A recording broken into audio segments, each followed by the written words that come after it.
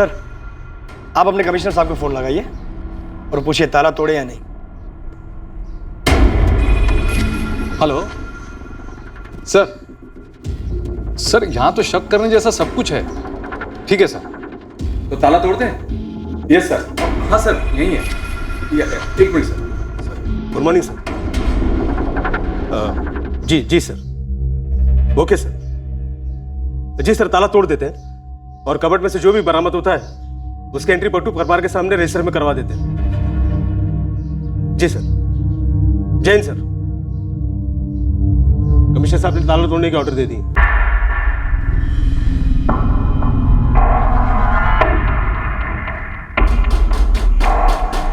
क्या है अलमारी में? મને ખબર નથી। મને પણ નથી ખબર।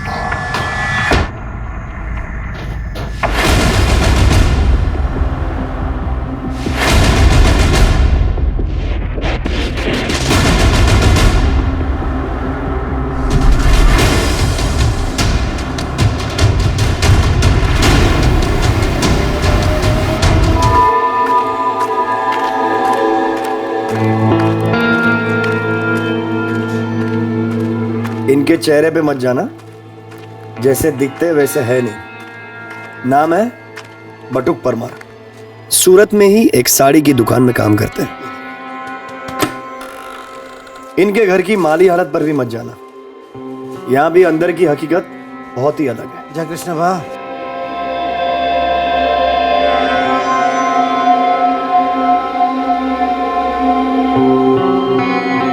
घर में पत्नी है अल्पा परमार, माँ है कोकिला परमार, एक बेटा है दीपेश परमार और एक बेटी है पारुल परमार। कल सुबह ठीक 7:30 बजे हम इस परमार परिवार को घेरे में लेंगे।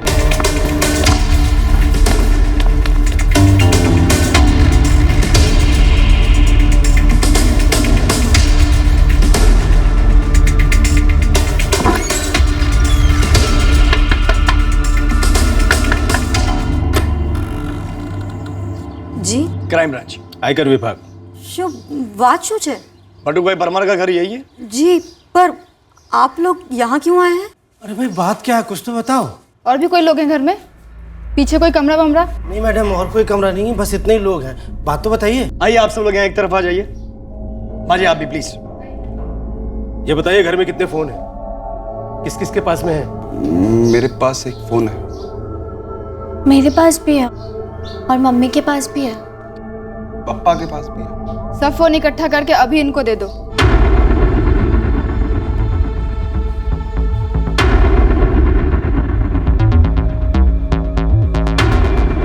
ये सारे फोन स्विच ऑफ करके यहाँ रखिए। लैंडलाइन है घर में? नहीं झूठ नहीं बोलना बटुक परमार। साहब, मैं सच बोल रहा हूँ, चाहे तो चेक कर लो। मैंने रिकॉर्ड चेक किए हैं, इनके घर में लैंडलाइन नहीं है। आप अपने इनकम टैक्स रिटर्न फाइल के कागजात लेकर आइए। हम देखना चाहते हैं कि आप कितना रिटर्न फाइल करते हैं। इनकम टैक्स साहब, मैं तो क्या कर रहे हैं, जल्दी से फाइल लाइए। बटुक परमार, इन्हें आयकर विभाग को ठोस खबर मिली है कि आप अपनी आमदनी के हिसाब से टैक्स फाइल नहीं करते। काफी सारा काला धन इकट्ठा कर रखा है इस घर में। काला धन? साहब मैं तो साड़ी की दुकान में काम करता हूँ, 5,500 रुपये पगार मिलती है। इसी महीने वो दिवाली का बोनस दिया 2,500 रुपये मेरे सेठ ने। ये मेरी घरवाली है, घर घर खाना बनाने का काम करती है, 4-4,500 रुपये लाती है। इतनी कमाई में कहाँ इनकम टैक्स, कहाँ काला धन। मतलब आपने आज तक कोई भी टैक्स रिटर्न फाइल किया ही नहीं? रिटर्न टैक्स मुझे नहीं मालूम, मेरा कभी पाला ही नहीं पड़ा। सर, कहीं हमें गलत टिप तो नहीं मिली है? साहब हमारे पास काला सफेद धन नहीं है, कुछ नहीं है हमारे पास। हमारी इन्फॉर्मेशन कभी गलत नहीं होती। बटुक परमार, ये आयकर विभाग के अधिकारी आपके पूरे घर की तलाशी लेंगे। ये छापा है इनकम टैक्स डिपार्टमेंट का छापा, और मैं इस छापे की कानूनन एंट्री करूंगा। आप सब लोग अपने नाम, bank details, Aadhaar card number इन हवलदार साहब के पास लिखवाएंगे। देखना कोई डिटेल्स छूटे ना। ये रहा इस छापे का सरकारी आदेश। अरे क्या क्या कर रही है आप? गद्दे के नीचे कुछ नहीं है। अरे बेच।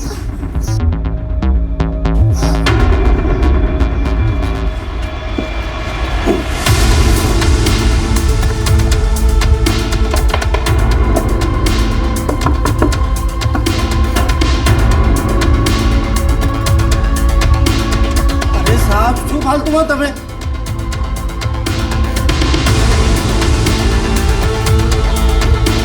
कुछ नहीं है इसमें। हाँ, हमने घर में कुछ नहीं छुपाया साहब। तो फिर कांप क्यों रहे हो?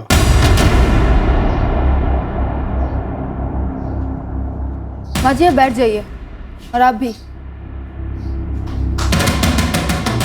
सर,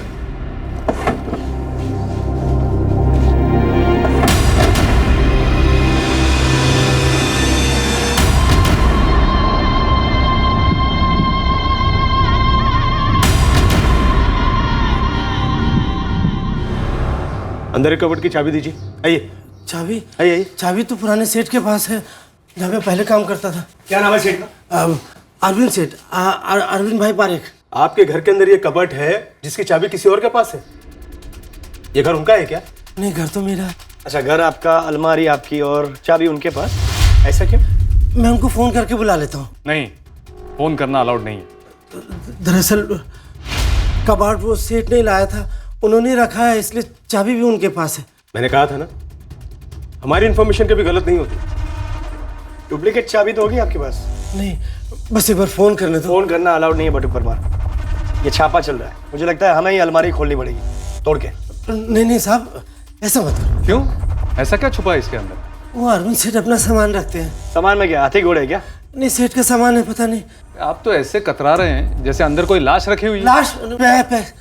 पैसे।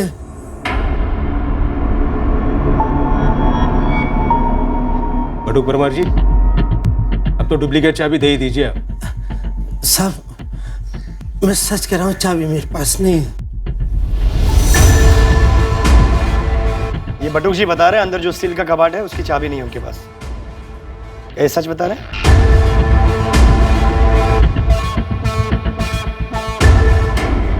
साहब, मैं आपके हाथ जोड़ता हूँ, एक बार अरविंद सेठ को फोन करने दो, वो आपको सब समझा देंगे। हमें सब समझ में आ गया बटुक परमार, हमारा रोज का काम है ये। आखिरी बार कह रही हूँ कि छापे के दौरान कोई कॉल जाएगा तो सिर्फ हमारी तरफ से। सर, आप अपने कमिश्नर साहब को फोन लगाइए और पूछिए ताला तोड़े या नहीं। हेलो सर, यहाँ तो शक करने जैसा सब कुछ है। ठीक है सर, तो ताला तोड़ दें? Yes sir. हाँ सर, यही है। एक minute sir. Good morning sir. जी सर। Okay sir. जी सर, ताला तोड़ देते हैं और कबर्ड में से जो भी बरामद होता है उसकी एंट्री बटुक परमार के सामने रजिस्टर में करवा देते हैं। जी सर। जैन सर, कमिश्नर साहब ने ताला तोड़ने के ऑर्डर दे दी।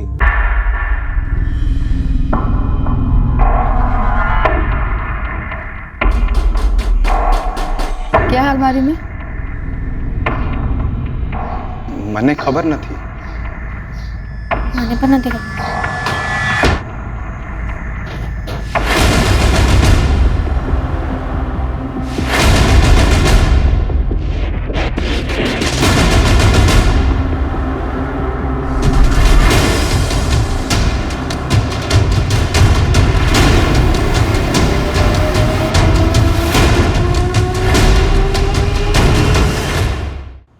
जाइए, घर में जो सबसे बड़ा बैग है वो ले आइए, उसकी भी एंट्री होगी और केस रजिस्टर होने के बाद बैग वापस लौटा दिया जाएगा। दीपेश। हाँ पापा।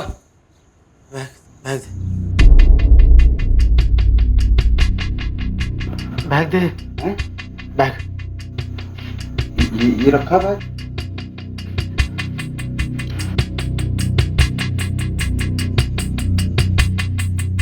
बटुक परमार, आपको हमारे साथ आयकर भवन आना होगा। ये सारा पैसा मेरा नहीं है। हाँ, लेकिन घर तो आप ही का है जहाँ से हमें पैसे मिले। लेकिन वो अरविंद सेठ ने। अरविंद सेठ का नंबर दीजिए और आप कमीज पहन लीजिए। चलिए हमारे साथ।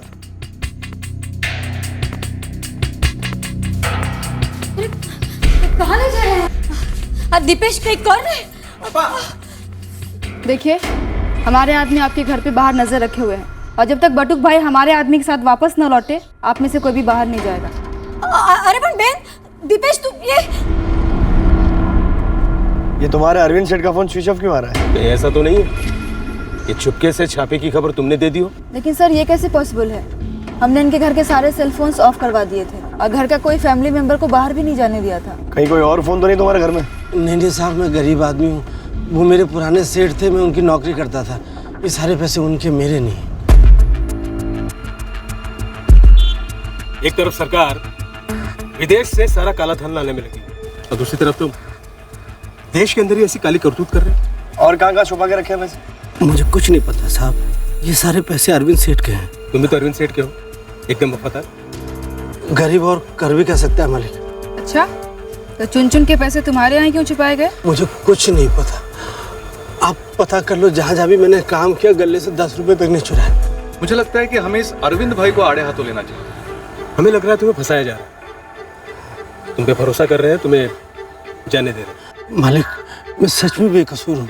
ये हमारे विभाग का पता है। अगर 10 बजे तक अरविंद सेठ ने हाजिरी नहीं दी तो केस तुम्हारे नाम पे दर्ज करना पड़ेगा। और फिर हमें तुम्हें अंदर करना होगा। जाइए, रिक्शा तक छोड़ दीजिए। ठीक, आइए।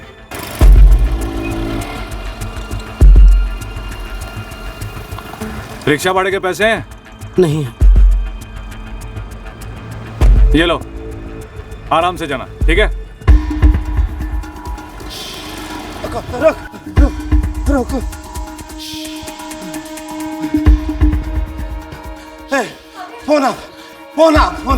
फोन जल्दी दे। तू अरविंद सेठ को तुरंत फोन करना, जल्दी दे। लेकिन पप्पा सारे फोन तो लेके चले गए वो लोग।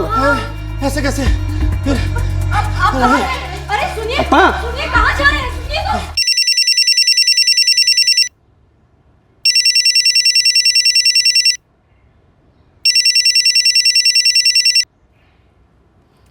हेलो अरविंद सेठ, बटुक बोलूं तो? हाँ बटू बोल, शू खबर? मेरे घर में छापा पड़ा अभी। छापा?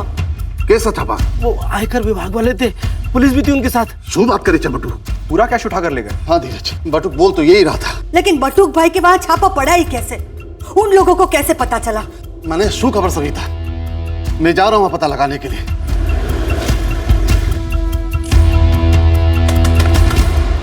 जय श्री कृष्ण अरविंद भाई। बटुक का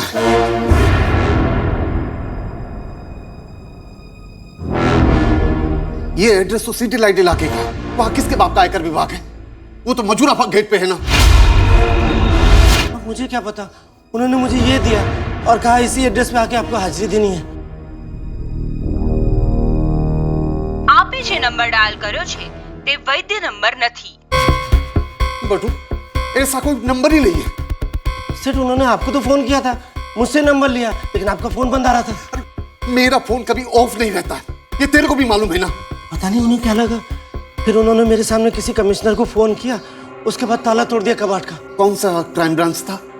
ये तो उन्होंने नहीं बोला। फर्जी थे, फर्जी का छापा, मुझे लूट ले गए। फर्जी? लेकिन उन्हें कैसे पता चला यहाँ इतना पैसा था?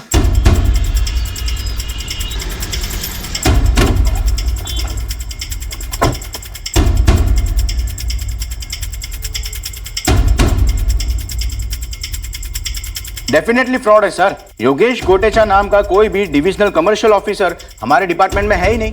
तो भूषण जी, आज सुबह कोई आईटी रेड नहीं हुई? बिल्कुल नहीं। बटुक भाई परमार नाम के किसी भी आदमी के घर पर रेड करने के ऑर्डर हमें इश्यू हुए ही नहीं। और वैसे भी सुबह 7:30 बजे कौन रेड करता है? फर्जी छापा, फर्जी ऑर्डर। पैसे असली थे। कितने थे? 60 पेटी। 60 लाख कैश, मतलब सब ब्लैक? नहीं साहब, मेरी ज्वेलरी की दुकान है, धंधा केस में होता है। एक एक बिक्री की रसीद है मेरे पास। तो इतनी बड़ी रकम इनके घर में छुपाने की क्या वजह थी? छुपाई नहीं सर, महफूज रखे थे। मेरा तो दिवाली से पहले ही दिवाला निकल गया। सर, पूरे सिटीलाइट एरिया में ये पारस मनी कॉम्प्लेक्स है ही नहीं जो एड्रेस इस कार्ड पे लिखा हुआ है। सर, योगेश गोटेचा नाम फर्जी है। आईटी डिपार्टमेंट ने ना तो इस तरह की कोई रेड प्लान की थी और ना ही इस नाम का कोई बंदा है उनका। आप दोनों और आप दोनों के परिवार वालों के अलावा और किसे ये बात मालूम थी कि इनके घर में इतनी बड़ी रकम रखी है? मुझे तो खुद ही पता नहीं था कि कितना पैसा है। कबाट भी अरविंद सेठ ने ही रखी थी, चाबी भी इन्हीं के पास थी, है ना सेठ? बटुक भाई, आप हमारे साथ चलिए। हमें वो रास्ता दिखाइए जहां वो लोग आपको लेकर गए थे और जहां चाय पिलाई थी।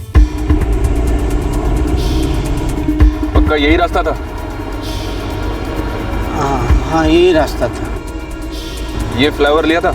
नहीं साहब, फ्लाईओवर तो नहीं था। आते ही उन लोगों ने ऐलान कर दिया था। एक ने बोला वो क्राइम ब्रांच से और एक ने बोला कि वो आयकर विभाग से। और एक ने पुलिस की यूनिफॉर्म भी पहन रखी थी। कुल मिलाकर कितने लोग थे? 5 लोग थे और उनमें से एक लेडीज भी थी। हाँ, वो 5 थे। एक जो वर्दी वाला था वो दरवाजे पे खड़ा था और लेडीज बहन थी वो हम पर नजर रख रही थी। पापा पुलिस स्टेशन में अभी भी कंप्लेंट लिखवाई है। धीरज विक्रम, मैं तेरे पापा को पहले से बोलती आई हूँ कि मत करो भरोसा उस बटुक पर। अब जो हो गया सो हो गया। उधार टेंशन तो पप्पा नहीं चाहिए।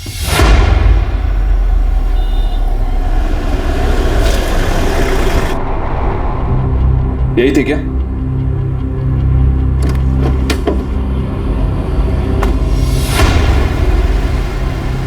यही रोकी थी उन्होंने गाड़ी, फिर चाय पिलाई, फिर उनमें से एक आदमी ने सड़क पार कराई और ऑटो के पैसे दिए। फिर कहाँ निकल गए? इस तरफ या इस तरफ?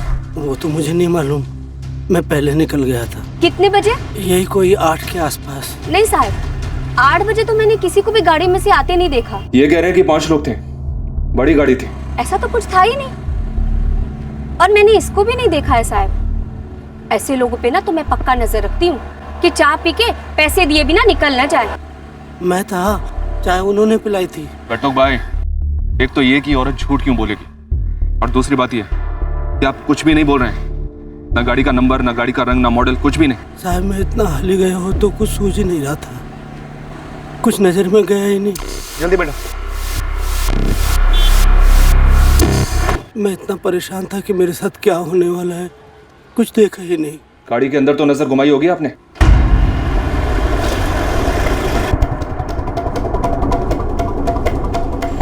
इन सारी गाड़ियों को ध्यान से देखिए, क्या इन जैसी कोई गाड़ी थी या कोई और थी?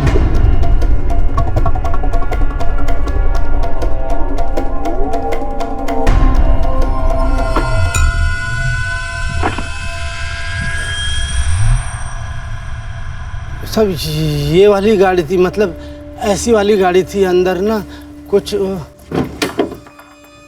बटुक भाई, यहाँ देखिए, यहाँ डैशबोर्ड पर देखिए, कुछ था क्या? कोई गणपति की मूर्ति वगैरह या कुछ और? हाँ गणपति था। भार्गव एक काम करो, ट्रैफिक डिपार्टमेंट से उस पूरे रूट की सीसीटीवी फुटेज निकलवाओ। मैंने लगे छे बटुक भाई थोक के हिसाब से फेंक रहे हैं। अगर ये फेंक भी रहा है ना, तो हम भी ऐसा फेंकेंगे इसे कि जब ये उठेगा ना तो याद करेगा हमको। जब तक ट्रैफिक डिपार्टमेंट से सीसीटीवी फुटेज नहीं आती, इस बटुक से मैं बात करता हूँ। और सचिन, तुम लग जाओ इस अरविंद पार्क के पीछे। और रुचिका, तुम खबरियों को लगाओ ये पता करने के लिए कि अरविंद और बटुक के बीच में असली अरेंजमेंट क्या था। Right sir. और बटुक के परिवार वालों को स्केच आर्टिस्ट के साथ बिठवाओ। 5 सस्पेक्ट को पेपर पर उतरवाओ, पता तो चले फ्रॉड उन 5 ने किया है या ये दोनों, अरविंद और बटुक, ये दोनों हमारे साथ कोई फ्रॉड कर रहे हैं। अरविंद से कबाड़ में 60 लाख ही थे क्या?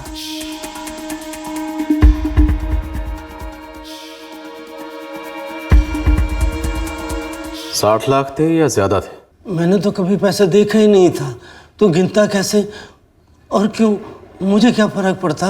गिन कर 60 पेटी थे साहब, सारे पैसों का हिसाब है मेरे पास। अगर इतना हिसाब किताब किया था तो आपको अपने घर पर रखना महफूज क्यों नहीं लगा? जमाना खराब है, ऊपर से रोकड़ा। मुझे लगा कि बटुक के घर को चोर वोर नहीं आएगा। पर चोर आया। पहले अरविंद सेठ का फरसाण का धंधा था, तो 8 साल में उनके साथ जुड़ा रहा।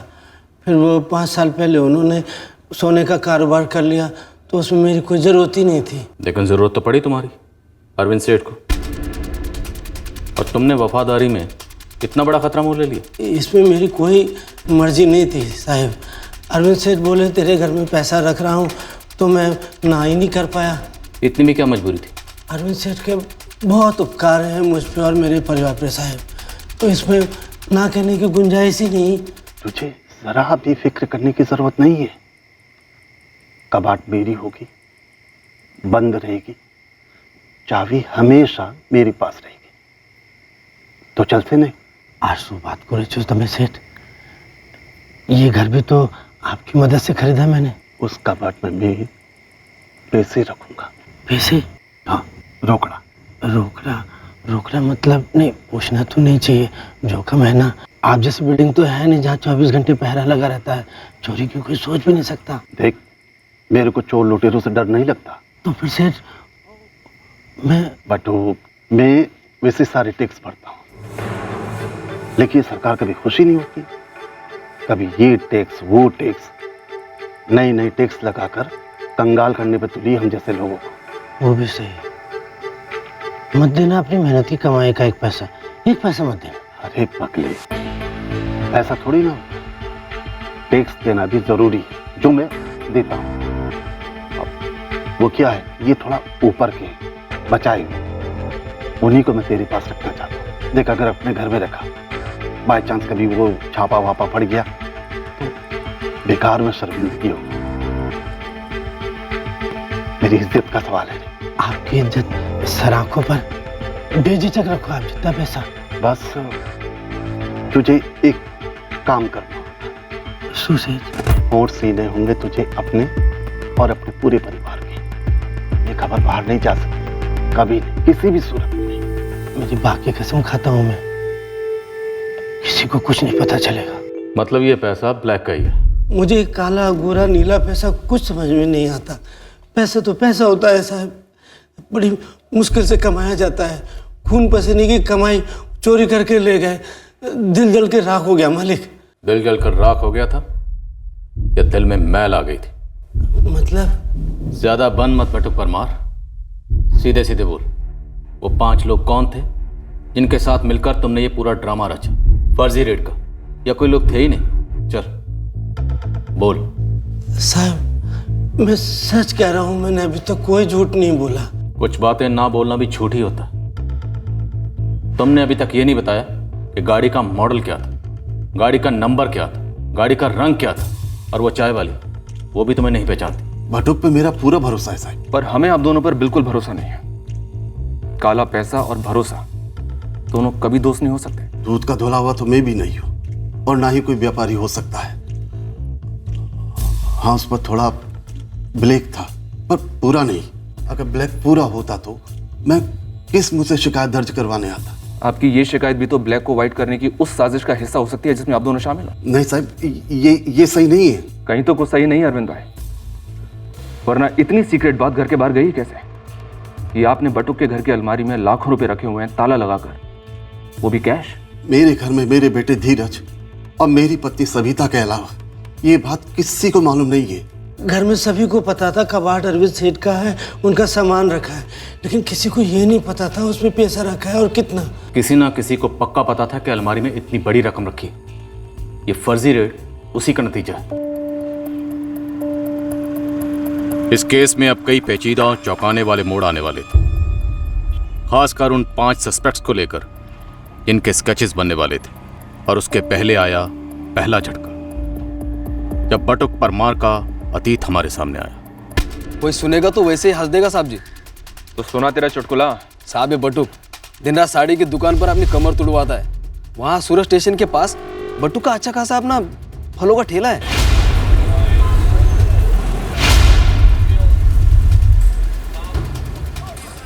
ये लो बटुक भाई। अच्छा मिलते हैं। सलाम सलाम सलाम। इस फिरोज को ठेला 100 रुपए किराए पर दे रखा है, दिन की 100 की पत्ती। बड़ा अजीब। ठेला चलाएगा तो तनख्वाह से ज्यादा कमा लेगा। जय श्री कृष्ण मोहन भाई। जय श्री कृष्ण बटुक भाई। उसकी मिसेस अल्पा, वो भी वाकई में लोगों के घरों में खाना बनाती है। इस अरविंद भाई का बटुक के साथ हमेशा से सब सही रहा? हाँ साहब, मेहरबान मालिक, वफादार नौकर।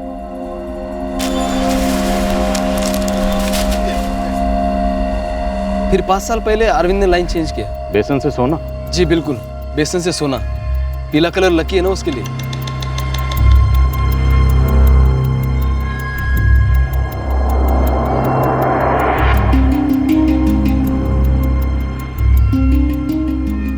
सर झोल कहाँ हुआ होगा?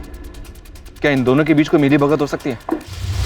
सच नहीं, ये जो 5 लोग आए थे हो सकता है इन्हें अरविंद पारेख ने भेजा, या फिर ये भी हो सकता है ये खुद बटुक परमार के अपने ही लोग, या फिर इन्हें अरविंद पारेख के बेटे धीरज पारेख ने भेजा। साहब एक बार इन 5 की स्केच बाजार में घूमेगी ना तो मुश्किल नहीं होगा पता करने में, मतलब ये है कौन, ये है भी या नहीं।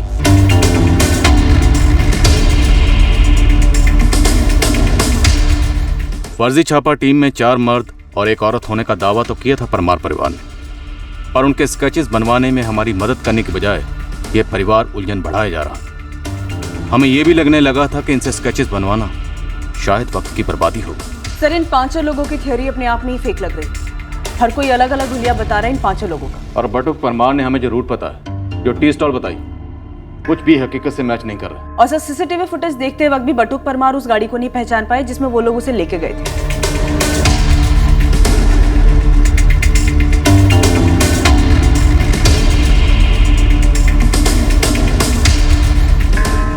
बटुक भाई, पर इस रूट पर तो आपकी बताई हुई गाड़ी दिखाई नहीं दे रही है। बटुक परमार जी, जिस तरह की गाड़ी के बारे में आपने बताया था वैसे ही हम 4 बड़ी गाड़ी चेक कर चुके हैं।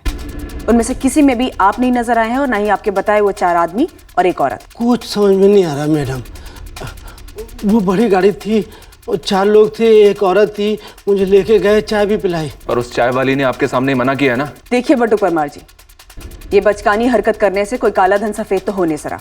तो अब भी सच बोल दीजिए, क्या साजिश है और क्या प्लान था? कुछ प्लान नहीं है मैडम, मैं सच बोल रहा हूँ। ये बटुक परमार का घर उत्तरायण इलाके में है ना? Yes sir, Rawalpura. इन सब का कहना है कि रेड सुबह सुबह हुई और सबके सामने कमिश्नर से बात हुई। एक काम करो, रावलपुर इलाके का डम डाटा निकलवाओ, परमार और पारेख फैमिली के एक मेंबर का फोन रिकॉर्ड निकलवा।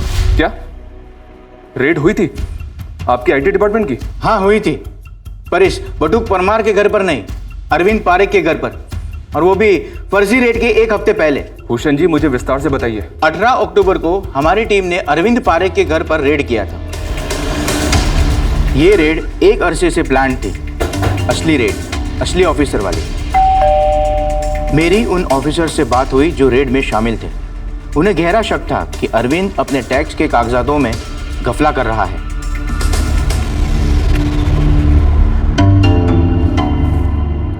सर जी, मैं आपसे कह रहा हूं सारी फाइलिंग बिल्कुल सही है। मैं सारे टैक्सेस समय पे दे देता हूं।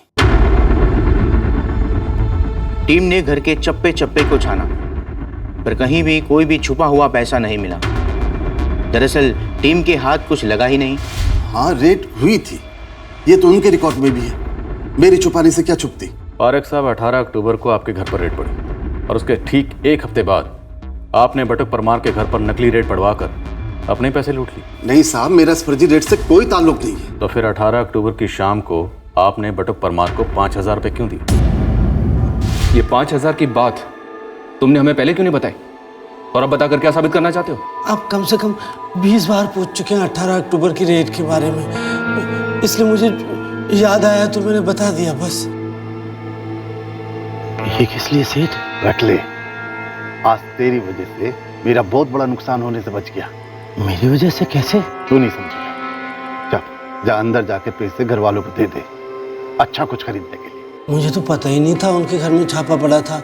मैं तो 5000 में खुश था, इसलिए मैंने उनसे कुछ नहीं पूछा। तुम 5000 से खुश नहीं थे, तुम्हें अभी और पैसे मिलने वाले हैं, शायद उन लाखों का हिस्सा जो तुमने अरविंद भाई के साथ मिलकर गायब करवाए हैं। नहीं साहब, नहीं। कोई 5 लोग नहीं आए थे? आए थे, 5 लोग आए थे। तुम दोनों मिलकर हम पुलिस वालों का इस्तेमाल करना चाहते हो ब्लैक मनी को वाइट करने के लिए? वो क्या होता है साहब?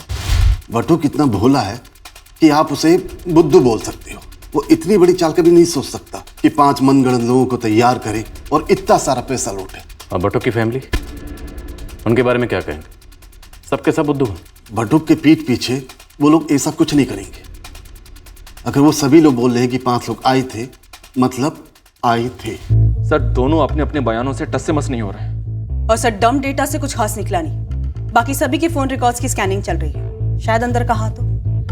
ये बटुक परमार और अरविंद पारेख दोनों शायद ये बात अच्छी तरह से जानते हैं कि हमारे पास उनके खिलाफ कोई ठोस सबूत नहीं, इसलिए खेल रहे हैं हमारे साथ या फिर एक दूसरे के साथ।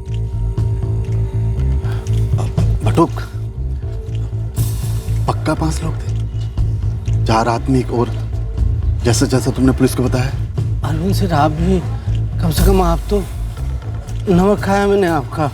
हो सकता है अरविंद पारेख बटुक परमार के कंधे पर रखकर निशाना साध रहा, या फिर बटुक अरविंद के, या फिर ये दोनों मिलकर हमारे कंधे का इस्तेमाल कर रहे हैं। सर, बटुक परमार के घर वालों को और उसके जान पहचान वालों को अलग अलग तोड़ते हैं। और सर, इस अरविंद पारेख के घर वालों की छानबीन करते हैं। क्या वो इस फिक्स मैच की टीम का हिस्सा है या फिर किसी और ने ही मैच फिक्स किया? अपने बटुक भाई? अरे नहीं साहब, वो तो खुदा के बंदे हैं। इस बटुक परमार ने कभी तुमसे जिक्र किया कि टेंशन हो रही है, घर पर इतना रोकड़ा पड़ा हुआ है? वो ये सब मुझे क्यों बताने लगे साहब? आप चाहे तो मैं आपको लिखित में दे सकता हूँ कि बटुक भाई हमारी दुकान के सबसे वफादार और ईमानदार सेल्समैन है। आप इतने दावे के साथ कैसे कह सकते हैं? मैडम, एक तो 5 साल कम नहीं होते किसी भी इंसान को पहचानने में। दूसरा, हम ठहरे साड़ी बेचने वाले, हम तो लोगों की नीयत यूं पता लगा लेते हैं जैसे कि रेशम का लटकता हुआ धागा।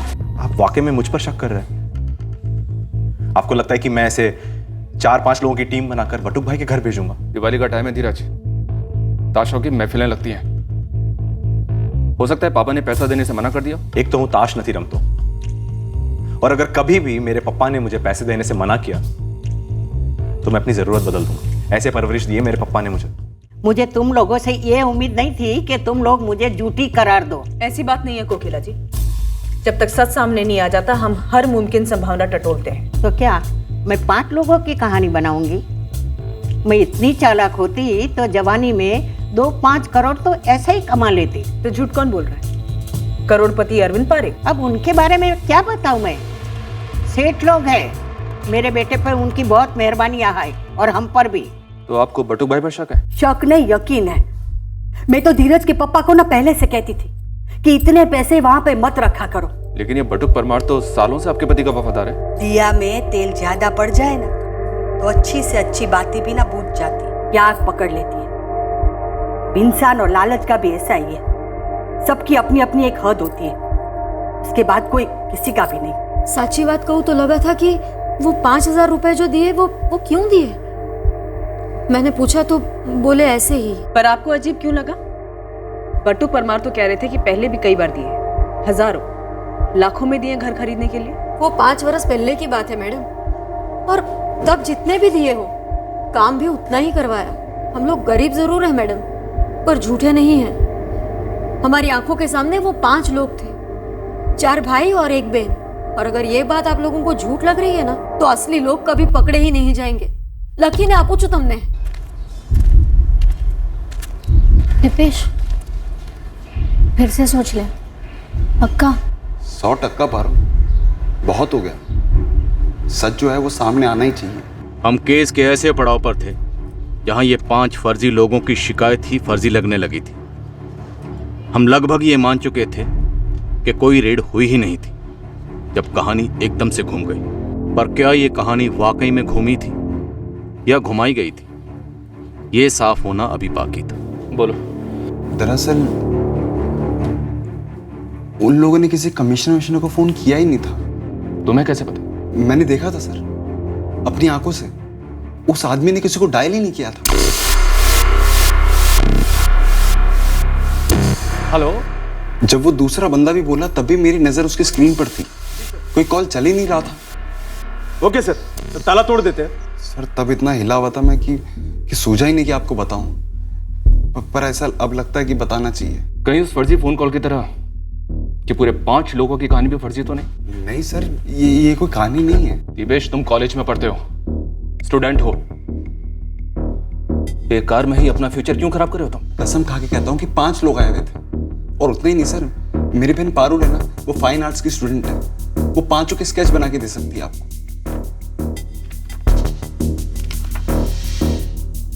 मैम, हम सब आपके स्केच आर्टिस्ट के सामने डरे हुए थे, कुछ भी बोले जा रहे थे। इनमें से कोई भी स्केच ठीक से नहीं बनी। तो तब के तब क्यों नहीं बोला? दिपेश ने बताया होगा ना, हम हद से ज्यादा डरे हुए थे।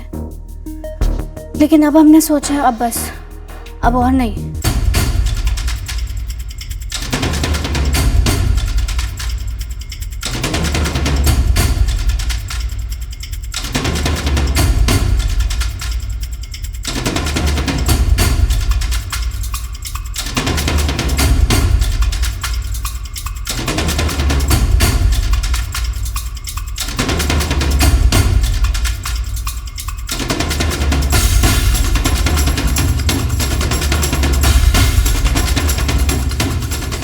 सारे हूबहू ऐसा। पोर्ट्रेट स्पेशलिस्ट हूँ, क्लासेस में मैं हमेशा फर्स्ट आती थी। पोर्ट्रेट बनाने में क्लास में फर्स्ट आती रही है तो नकली पोर्ट्रेट बनाने में तो डिस्टिंक्शन मिल सकती। दिपेश, कहीं पुलिस हम पर तो शक नहीं करेगी ना? बिल्कुल कर से। काम है उनका शक करना, पर हमने अपने सर से सारा बोझ उतार दिया। उनको सब कुछ सच सच बता दिया हमने। अब कोई डरने का कारण नहीं बचा। हो सकता है पांचों पारुल की कल्पना हो, कोई इमेजिनेशन। हकीकत में ये पांचों हमें कभी मिले ही ना। सर सभी तरफ से लोग हमें घुमाने की कोशिश कर रहे हैं, इस उम्मीद में कि हम गोल गोल चक्कर काटते रहेंगे और ये केस अपने आप हवा हो जाएगा। सर अगर 1 मिनट के लिए पारुल और दीपेश की बात को सच माने तो, और इन पांचों के लिए सर्च ऑपरेशन लॉन्च करते हैं सर। हो सकता है सब के सब हिस्ट्री शीटर्स हो, शायद पहले भी ऐसे फाइनेंशियल फ्रॉड्स किए हों, फर्जी अवतार में माहिर हो। जी sir, yes madam, yes madam, जी सर, यस सर, जी मैडम, जी madam, yes sir, yes sir.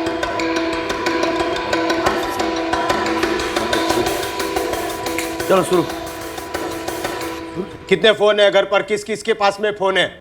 जितने भी फोन हैं सब ऑफ करके इनको दे दो। इनको नहीं, उनको। उनको दे दो। Yes sir.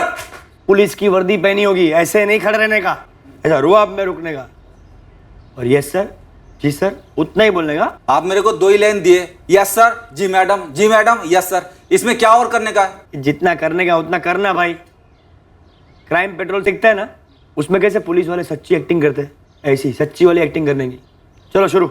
आप अपने कमिश्नर साहब को फोन लगाओ और पूछो इसका है। हाँ सर, यहाँ शक करने जैसा सब कुछ है। ओके सर, तो तोड़ दे ताला। ओके सर, देता हूँ सर।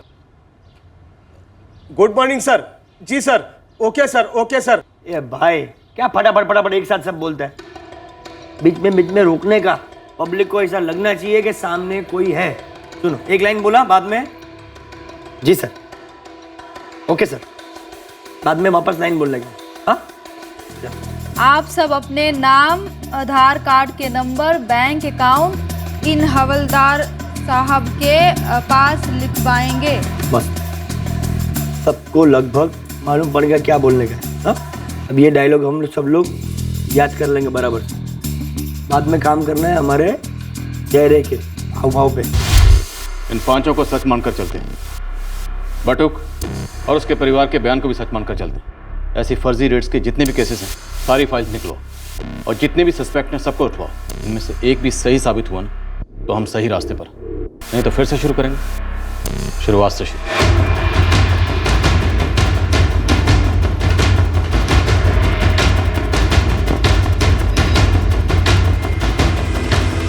केस की शुरुआत में हमने इन किरदारों को मनगढ़ंत माना था और उसके बाद उन्हें सच मानकर ढूंढना शुरू किया।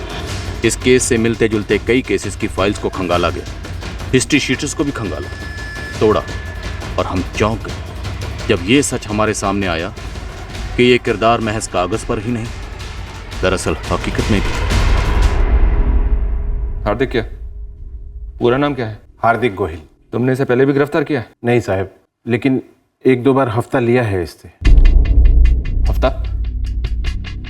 किस बात का हफ्ता लेते हो तुम इससे? कहां का है हार्दिक गोयल? हॉलीवुड बोलो, बॉलीवुड बोलो। लेटेस्ट से लेटेस्ट पिक्चर, झटका मक्खन का लेटे। एक पेन ड्राइव 3 पिक्चर, एक पेन ड्राइव 3 पिक्चर। ले लो लाटे लाटे से ले। बच्चा देखे, बच्चे का बाप देखे, बच्चे की मम्मी देखे। इसका एक जगह ठिकाना नहीं है साहब। इस वक्त ये हार्दिक गोहिल कहां पर है? आखिरी बार इसे स्टेशन पे देखा था।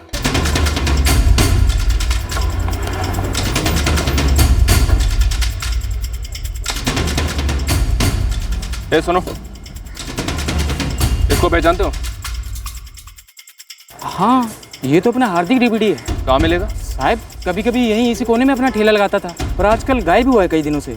कोई लफड़ा किया इसने? इनको ध्यान से देखो, इनमें से किसी को पहचानते हो?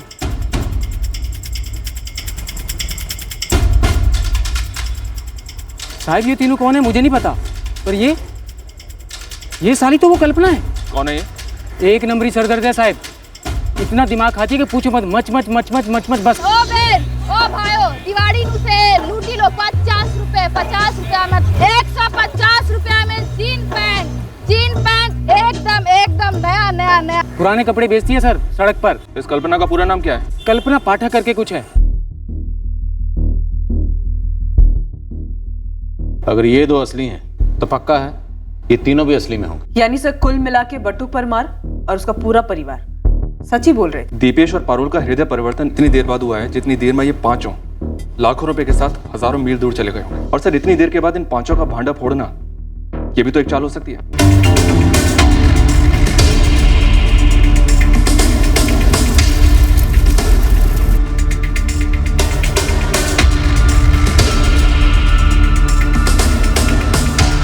वक्त आ गया है, आपस में माल बांट लेते हैं और अपने अपने रास्ते नाप लेते हैं। हार्दिक और कल्पना सड़क पे अपना माल बेचते थे और बटुक परमार का भी ठेला लगता है जो कि फिरोज चलाता। ये लो बटुक भाई, अच्छा मिलते हैं। हाँ? सलाम। तो एक तरह से तीनों एक ही तबके के हैं। हो सकता है सर खुद बटुक ने इन पांचों को शामिल किया हो, या तो खुद के लिए या फिर अपने यहाँ का अरविंद पारिक के लिए। इस बटुक परमार पर नजर दुगनी कर दो। अरे तुमने जो अंदाजा लगाया था उससे कई गुना ज्यादा माल हाथ लगा है। हाँ आपड़ो आउट छे बॉस, बेईमानी के धंधे में ईमानदारी पहला। अच्छा सुनो, उसी हिसाब से तुम्हारा भी हिस्सा रेडी किया है। अब जल्दी बोल, कहाँ मिलना है? बहुत जल्द हमें बटुक परमार को इस जुर्म से जोड़ने वाली एक कड़ी मिली और उस कड़ी का सुराग हमें बटुक परमार के फोन रिकॉर्ड से मिला। जय श्री कृष्ण जगदीश भाई, भावेश बोलू छू। भावेश परमार। हाँ, अरे वो मार्केट में कितना पैसा किसके ऊपर लगाने का वो थोड़ा सा टिप दो ना। अबे आपो ने टिप, दिवाली का टाइम है, हाथ में थोड़ी लक्ष्मी आएगी तो अच्छा होगा ना। सब सही। भावेश परमार बटू भाई परमार से बराबर बात करता है फोन पर। कुछ निकला इसके बारे में? हाँ सर, कुछ तो कनेक्शन हो सकता है। ये भावेश परमार बटू भाई का भतीजा है, सगे बड़े भाई का बेटा। और क्या हिस्ट्री है इसकी? इसकी तो लगी पड़ी मैडम, शेयर बाजार में खेलता है, लोगों से लोन ले लेकर एक ही फटके में सब डुबा डाला। फिर ये भावेश बटुक भाई से उधार मांगने लगा। बटुक भाई उसे अरविंद भाई के पास लेके गए। कहीं इस फर्जी छापे का सूत्रधार यही तो नहीं? उसी से पूछ लेना मैडम, आपके अंदाज में। चुपचाप उठा लो इस भावेश परमार को, पहले इसे मिठाई खिलाएंगे, फिर भी नहीं बोला तो इसे पिटाई खिलाएंगे। जरा पता तो चले ये मैच का ओपनिंग बैट्समैन है या फिर 12वां प्लेयर। हमें उम्मीद तो यही थी कि भावेश परमार के मुंह से पूरी टीम के नाम अनाउंस होंगे जो हमारे साथ गेम खेलते आए थे। हम पक्का नहीं थे कि क्या ये कोई गेम थी ब्लैक मनी को फाइट करने की। अब इस केस में कई हैरत अंगेज पड़ाव आने वाले थे। दरअसल ये एक बहुत ही बारीकी से रची गई साजिश थी। इस साजिश का राजा कौन था, मोहरा कौन, ये अभी सामने आना बाकी था। पर इतना पक्का था कि इस साजिश के राजा, रानी, वजीर, हाथी, घोड़े सबके सबको हम धरने वाले थे। ये कैसे हुआ और आखिरकार किसका चेहरा बेनकाब हुआ, ये हम कल के एपिसोड में आपके सामने पेश करेंगे। शुभ रात्रि, जय हिंद।